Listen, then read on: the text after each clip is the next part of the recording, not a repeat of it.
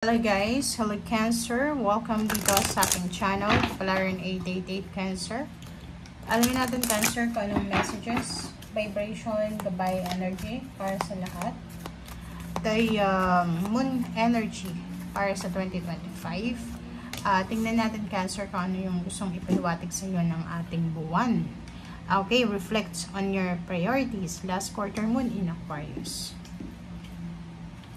Okay, so this year, Cancer, sinasabi sa'yo dito ng Tarot card mo na reflect on your priorities. Ibig sabihin, pag-isipan mo sa taong ito kung ano yung importante sa'yo. Kasi parang siguro for several years, pinagsasabay-sabay mo yung mga bagay-bagay sa buhay mo. 5 yung negosyo, 5 yung trabaho, parang ganun. Or yung focus mo siguro ay hindi mo masyadong nilalagay sa tamang direksyon. So, dito, sinasabi, makinig ka sa intuition mo. Okay? Makinig ka sa kung ano yung sinasabi ng puso mo. Mag-pray ka in times na medyo confused ka or para makapag-decide ka ng tama. Trust your intuition. Okay? And reflect on your priorities. Wag nating pagsabay-sabayan ang lahat.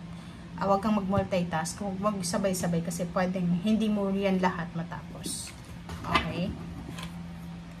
Dahan-dahan lang.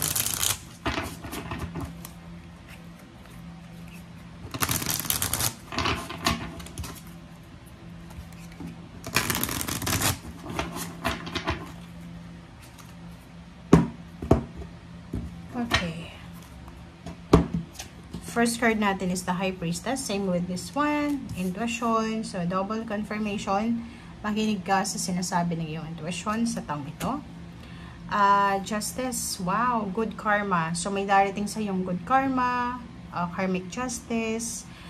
Fairness. Parang nakikita ko sa'yo dito, Cancer, na parang tungkol to sa batas. May judgment ka na matatanggap. Magkakaroon ka ng good karma. So, it's your year. Two of Wands, sinasabi na marami ding options. Marami kang options na pwedeng pagpilian this year. So, yun ang makinig tayo sa ating intuition kasi posibleng mahirapan kang mag-decide kasi ang dami-daming options. Ingat-ingat lang sa pagiging greedy, 'di ba? Pagiging selfish. So kung hindi ka naman selfish, hindi ka makaka-resonate dito. Para pag pakiramdam mo minsan selfish ka, or pakiramdam natin na masyado tayong self-centered, dito sinasabi na be careful, okay? 9 of Wands, dahan-dahan lang. Yan nga sinasabi sa iyo. Huwag kang mag-multitask, huwag mong madaliin yung sitwasyon kasi makakaramdam ka ng pagod dyan or mapapagod ka dahil sa pagmamadali. Okay? Dahan-dahan lang. Okay. Queen of Swords, nakikita natin dito yung focus mo para sa pagbabago. So, dala-dala mo yung energy na to from previous years kasi yung nakaraang taon, mga nakaraang taon, workaholic ka na talaga. But this year, mas lalo ka pang magiging workaholic. And if in case mapagod ka or ma-drain yung energy mo, magpahinga ka. Okay, Knight of Cups. If you're looking for a relationship, may mga relationship dito na posibleng darating sa'yo. Or meron ditong mga offer ng protection ng love, friendship, collaboration, or anything. Peace and harmony, rest and relaxation. So, make sure na ibigay mo yan sa sarili mo sa taong ito. Dahil napaka-importante yan. Three of Cups, wow, merong ikakasal, may wedding anniversaries, birthday celebration. So, maraming isi-celebrate ka sa taong ito.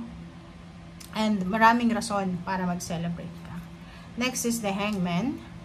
Nakikita ko na may mga na-hang, na stagnant, hindi natuloy na okasyon. For example, wedding anniversary, weddings, or ano ba yung hinihintay mong okasyon. Ang posibleng hindi matutuloy. Okay? So, posibleng matuloy siya, pero hindi siya natuloy for several years. Eight of Swords, and then Wheel of Fortune. So, halimbawa, for several years, kung nasa Eight of Swords ka, yung parang stagnant, restricted ka, yung parang gusto mong mag-travel, pero hindi ka makapag-travel kasi wala kang pera, wala kang alam kung saan ka pupunta. Gusto mong lumipat ng bahay, hindi posible. Gusto mong bumili ng ganito ganyan, hindi mo mabibili. But this year, sinasabi na makakaalis ka na sa restrictions. Andito yung karmic justice. Makakaalis ka na sa mga problema, and iikot yung wheel of fortune mo this year para bigyan ka ng freedom. Okay? Nine of Cups. Nakikita natin na may emotional wish ka na posibleng matupad this year. Merong mga occasion dito na posibleng i-celebrate mo. May mga taong pwedeng tutulong sa'yo financially, or may mga taong pwedeng lumapit sa'yo para tulungan mo sila financially. Four of Cups. Nakikita ko sir dito na if naghihintay ka ng tulong or naghihintay ka ng parang inheritance or financial shares, sinasabi dyan sa'yo ng barahan na darating yan. Wag lang tayong masyadong mainip. Okay? Next card is Two of Pentacles. So, nakikita ko sa'yo na as much as possible, kailangan mong balansehan yung pera mo. So, wag tayong gastos ng gastos, lalo na sa mga material na bagay. Yung simple lang na gusto mong magarbong bahay, magarbong damit, magarbong sasakyan, or magarbong okasyon, i-consider mo yan, i-reconsider mo yan this year. Kailangan balanse, kailangan protection mo yung pera mo. The Sun, ito yung pinakamasayang taon para sa'yo. So, maraming celebration, maraming rason kung bakit ka kailangan maging masaya, kailangan mag-celebrate, happy times, joyful moments, satisfaction, achievements. Okay? So, milagro. May mga milagro na posibleng darating sa'yo. And ngayon mo marirealize sa taong ito na everything happens for a reason. Siguro nakaranas ka ng hindi maganda for past years. And this year, parang sinasabi sa'yo na ibibigay sa'yo ng universe yung talagang success, talagang recognition, talagang awards. Okay? Ace of Swords, maraming parang magiging busy ka kasi ang dami mong makakausap online, personal, sa telepono, sa email. Parang ganun ang nakikita natin. Okay, merong magta-travel sa ibang bansa, merong nagpapagawa ng bahay na posibleng matapos na this year, merong nagbabayad ng bahay, yung mga loan, sasakyan, may mga contract na posibleng matapos na, meron ka ding i-give up na nakapag-desisyon ka na kailangan mo na talagang i-give up this year. Okay? Four of Wands, sobrang happy ng family mo this year. Pwedeng may additional member ng family, may magbubuntis, may mga anak.